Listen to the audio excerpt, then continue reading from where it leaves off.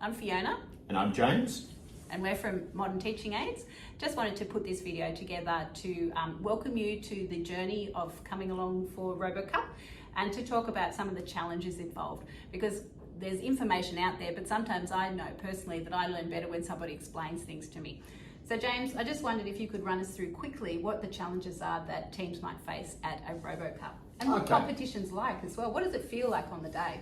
It's they're a really great environment. All the students come along, and it's worth going along even if you don't feel your students can complete the challenge. There's a huge amount of learning that goes on, particularly in that first year, where your students have attempted the challenges back at your school. They can't quite get them right, and then they turn up at the competition and they get a chance to ask other students about how they completed certain tasks. And there's a real opportunity to learn a lot and get a bigger sense of what the competition's about. So it's really worth going along in those first year, even if your teams aren't quite ready. And is it fun? Great fun. Do kids enjoy it? Everyone's having it is a lot of fun. Everyone really enjoys being there. That's the volunteer teachers and the students. Everyone has fun. Great. So the challenges, what sort of challenges could teams compete in at the RoboCup? Okay, so we'll talk about the traditional challenges and then we'll jump to the beginner cup challenges that we've got lined up as well.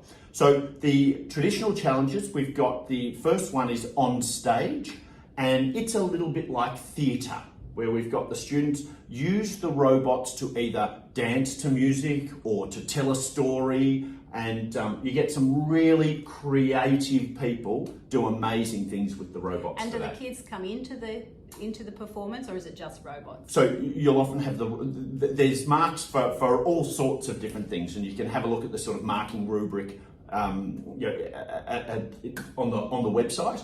But the kids come along, and so the robots will be dancing. The kids will also dress up as well, and often they're dancing on the sidelines. So it really is a fun activity. That's great. So it's a good one to get people involved if they're maybe not as strong on programming, or they're not as interested in robots. If they're creative, they like to think about ideas and paint and draw and put glitter. This is the competition to get them involved in. Absolutely. And what other competitions are there? So the next one is the line rescue competition. It's one of my favourites, and you've got students sort of have to get their robots to follow along and drive on these sort of these different tiles, and they can put these tiles together in all sorts of ways, and they've got all sorts of formations and courses that they can create.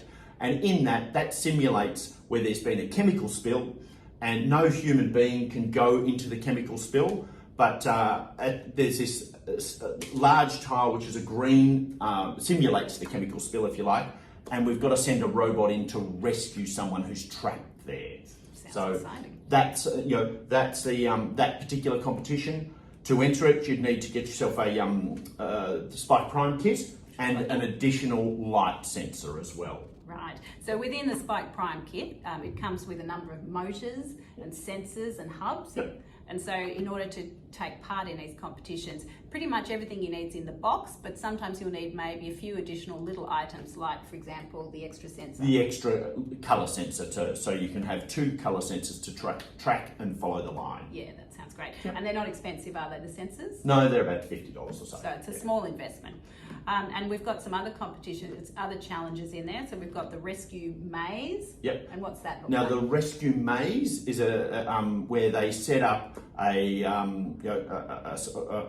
basically tiles with raised sides, and you've got to navigate through and find your way inside the maze. The robot, not the The children. robot, not the children. That's right. Perfect. And then there's the soccer. And what does the soccer look like? And the soccer involves, again, this time around, you can build your robot, and you'd add on an IR seeker sensor.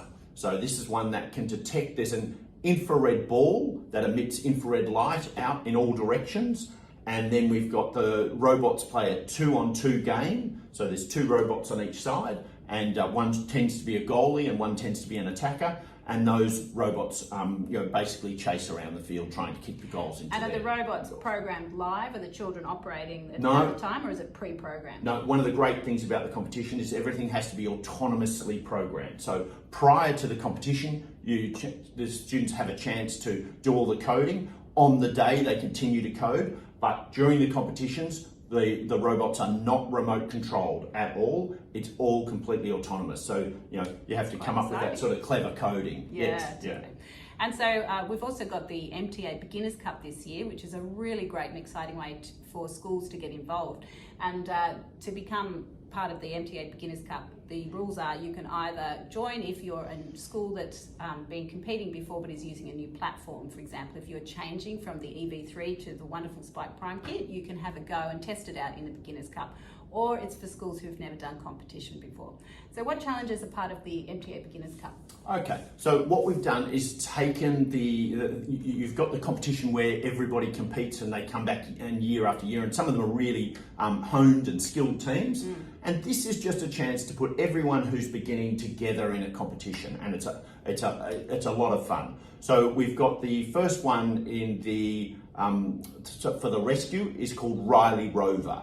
And that's a competition where they tend not to use some of the harder tiles that are there, and it's mostly just following a black line. So it just strips back the competition, makes it a lot easier, more likely that kids will have success, and it's a chance to come in and see what the older and the more experienced students are doing as well. So it's a great fun competition.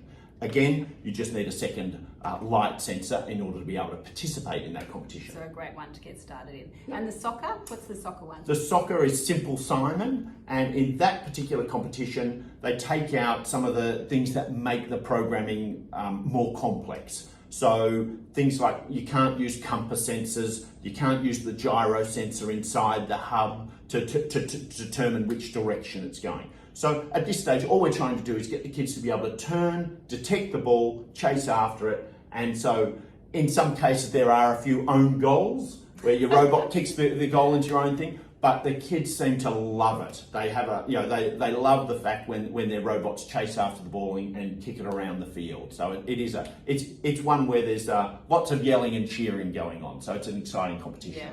And the final challenge, I correct myself, the final challenge that you can enter is called the Spike Challenge. And this is a new one to encourage people to be using the Spike Prime, which is the successor to the EV3. So the Spike Challenge is a longer term project, which is fun for schools to get involved.